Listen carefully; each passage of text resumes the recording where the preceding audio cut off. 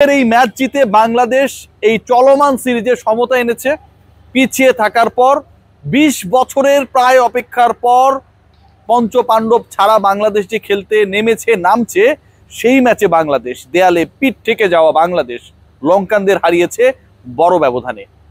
এই ম্যাচ নিয়ে যত আলোচনা হবে এবং যে ডিসকাশনটা আমি যাব তার আগে ধন্যবাদ দিতে চাই তাদের যারা ওয়াশরুমে আজকে অন্তত যাননি চাপ থাকার পরেও। কারণ আগের দিন আপনারা গিয়েছিলেন, দেখেন যে এরপরে বাংলাদেশের 5 রানে 7 উইকেট চলে গেছে। আজকে আপনারা যে এই চাপ সামলেছেন সেই কারণে আপনাদেরকে আমি একটা স্যালুট জানাতে চাই। এবার মূল আলোচনায় আসি। বাংলাদেশ কোন প্রেক্ষাপটে জিতলো, বাংলাদেশকে কারা জেতালো?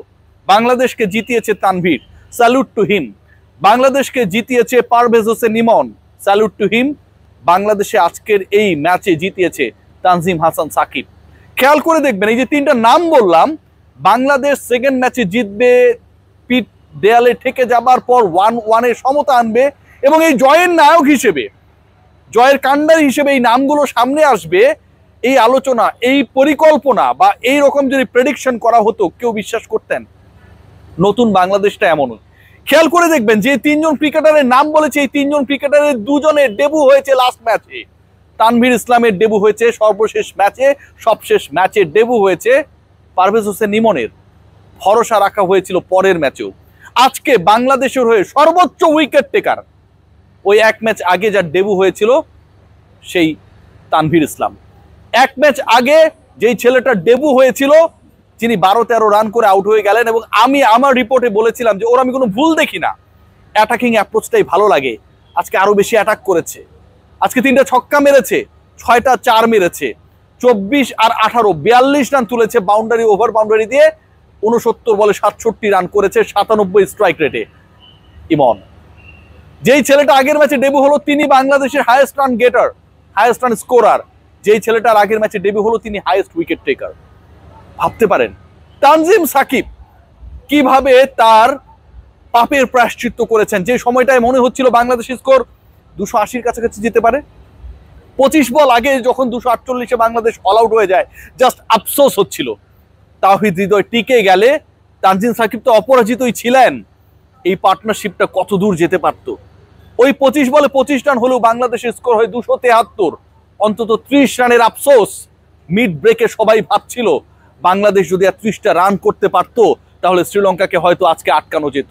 248 যথেষ্ট হয়েছে, 248 যথেষ্ট চ্যালেঞ্জিং হয়েছে। হাসারাঙ্গাকে টানা 2 ছক্কা মেরেছেন, 33 রানে অপরাজিত থেকেছেন, পাপের প্রায়শ্চিত্ত করার চেষ্টা করেছেন এবং বাংলাদেশকে এই ম্যাচ জেতাতে অসাধারণ একটা ভূমিকা রেখেছেন। তানজিম হাসান সাকিব প্রথম উইকেটটাও নিয়েছেন। তানভীরের কথা যখন বলতে হয় ঠিক তখন মিরাজকে একটা স্যালুট দিতে হয়। উইকেট পেয়েছেন বহুদিন পরে, ফালতু একটা শট খেলেছেন, ট্র্যাপড হয়েছেন, আউট হয়ে গেছেন। যে রানটা এক্সপেক্টেড ছিল নাম্বার 5-এ ফ্রম হিম সেটা তিনি করতে পারেন নাই। স্যালুটটা কোন জায়গায় খেয়াল করে দেখবেন। তানভীরের সেকেন্ড ওভারে 17-18 রান নিয়ে নিল Sri Lanka. Under pressure Bangladesh under pressure.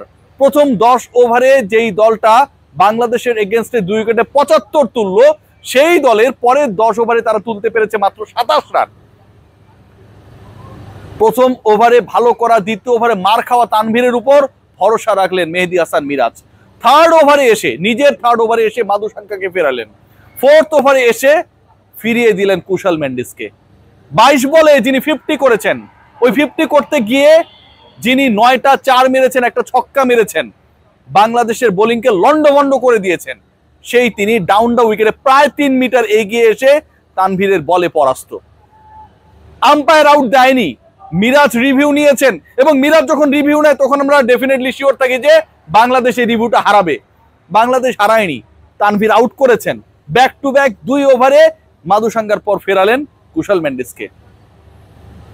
Bangladesh দলের প্রথম 6 উইকেট যে নিল সেই 6-এর 4টা তানভীর ইসলামের। 2 মেন্ডিসকে ফিরিয়েছেন, মাদুসাঙ্কাকে ফিরিয়েছেন, মোমেন্টাম ক্রিয়েট করেছেন, চাপ ক্রিয়েট করেছেন। এবং আলোচনায় এরপরে নিয়ে আসবো আমি আমাদের প্রিয় শামীম হোসেন পাটোয়ারিকে। খেয়াল করে দেখবেন লিটন কুমার দাস দলে রাখা নিয়ে সব দিকে একটা হাঁসফাঁস, কেউ রাখতে চায়, কেউ ভেতরে তথ্য করে দেয় ফাঁস। শেষ পর্যন্ত লিটন কুমার দাস অবশেষে ড্রপ হলেন। টানা 2টা 0 করা, সবশেষ 6 ম্যাচে 4টায় 0 করা, শ্রীলঙ্কার বিপক্ষে হ্যাটট্রিক 0 করা লিটন কুমার দাসের পরিবর্তে আজকে ম্যাচে কে খেলেছেন? শামীম হোসেন পাটোয়ারি। খেয়াল করে দেখবেন এই শামীম হোসেন পাটোয়ারি ব্যাট হাতে ট্র্যাপড হয়েছেন। মেহেদী হাসান মিরাজ যেমন অনেকটা হচ্ছে লেগ সাইডের বল, শর্ট পিচ বল ট্যাপ করে ফিল্ডারকে রাখা হয়েছে, শট খেলতে গিয়ে আউট হয়ে গেছেন। শামীম হোসেন পাটোয়ারি ঠিক একই কাজটা রিপিটেশন করেছেন বাহাটি ব্যাটার। 23 বলে 22 রান, 97 স্ট্রাইক রেট। ওই পর্যন্ত ঠিক ছিল। লিটন কুমার দাসের 14 রান করতে লেগেছে 8 ম্যাচ, তিনি এক ম্যাচেই 22 রান করেছেন, ভালো স্ট্রাইক রেটে করেছেন। কিন্তু বল হাতে শামীম হোসেন পাটোয়ারি আজকে যেন শ্রীলঙ্কার মাঠে বাংলাদেশের মূর্তিয়া মুরালীধরন। প্রথম ওভার মেইডেন নিলেন, দ্বিতীয় ওভারে 1 রান দিলেন, প্রেসার ক্রিয়েট করলেন, উইকেট নিলেন এবং শামীম হোসেন পাটোয়ারি যাকে অকেশনাল বোলার মনে করা হচ্ছিল, সেই তিনি সবচেয়ে বেশি লঙ্কান ব্যাটারদেরকে, লঙ্কান ব্যাটিং লাইন আপকে বাংলাদেশের 248 চেস ডাউন করার ক্ষেত্রে প্রেসারে রাখলেন। তাওহিদ হৃদয় মেহেদী হাসান মিরাজকে বলেছিলেন, আমরা খেয়াল করছিলাম শামীমকে বোলিং এ আনার জন্য, আমি যখন খেয়াল করছিলাম ওই খেয়ালটা সত্যি সত্যি যে আসলে এতটা কাজে দিবে, খেয়ালই না হয়ে সেটা ইফেক্টিভ হবে সেটা বোঝা গেছে তখন শামীম পাটোয়ারি প্রথম উইকেটটা পেলেন। খেয়াল করে দেখবেন ওই উইকেট পাবার পর যেভাবে সেলিব্রেট করেছিলেন মেহেদী হাসান মিরাজ এবং তাওহিদ হৃদয়, তাতে একদম স্পষ্ট হয়ে যায় যে এই ম্যাচের ক্যাপ্টেন মেহেদী হাসান মিরাজ না, পুরো দলের প্রত্যেকটা ক্রিকেটার নিজেদেরকে নিংড়ে দিয়েছে। এখানে কোনো বড় ভাই নাম নেই, কোনো বড় ব্র্যান্ড নেই, বাংলাদেশ হারবে এটা ধরেই নেওয়া যায়। এই সিচুয়েশনস গুলোকে অনেকে মেনে নিয়ে নেমেছে শুধুমাত্র জয়ের জন্য। তরুণ একটা দল র্যাঙ্ক 4 শ্রীলঙ্কার বিপক্ষে তাদের মাটিতে, তাদের ঘাটিতে আজকে যে ক্রিকেটটা দেখিয়েছে, আপনারা যারা, আবারও বলবো, চাপকে সামলে ওয়াশরুমে যাননি, আপনাদেরকে ধন্যবাদ। খেয়াল করে দেখবেন পুরো ম্যাচের সিনারিও। এর আগের দিন শান্ত রান আউটের পর বাংলাদেশ হুড়মুড়িয়ে পড়েছে। আজকের ম্যাচে তাওহিদ হৃদয়ের রান আউটের পরে বাংলাদেশ 14 রানে 4 উইকেট হারিয়েছে। 204 থেকে 218, এই 14 রানের মধ্যে বাংলাদেশের 4টা উইকেট চলে গেছে। কুফা লেগেছিল, কিন্তু সেই কুফাটা বেশিক্ষণ টেকেনি। বাংলাদেশে বোলিং ডিপার্টমেন্ট শুরুর দিকে যে প্রেসারে পড়েছিল, সেখান থেকে যেভাবে কামব্যাক করেছে, 10 ওভার 75 রান, 2 উইকেট, 7.5 রান রেটে রান তোলা হচ্ছে, যেভাবে কুশল মেন্ডিস পিটিয়েছিল, সেখান থেকে বাংলাদেশ আমার কাছে মনে হয় টোটালি কামব্যাক করেছে এই ম্যাচে আনঅর্থোডক্স ওয়েতে। তানভীরের উপর কেউ সেভাবে ভরসা রাখি নাই, শামীম হোসেন পাটোয়ারির উপর কেউ সেভাবে ভরসা রাখি নেই। ওপেনিং এ আজকে কি নাইম শেখকে সুযোগ দেওয়া হবে কিনা, এরকম মেসেজে আমার মেসেজ বক্স ভরে গেছে। ভরসা রাখা হলো আগের ম্যাচে, ওই যে বললাম 10 পেরোন একটা স্কোর করা, আমাদের প্রিয় ইমনের উপরে ফাটিয়ে খেললেন।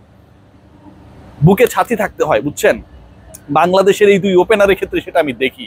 দুজনেই যেন তামিম ইকবাল টাইপ, তার শুরুর সময়ের মতো।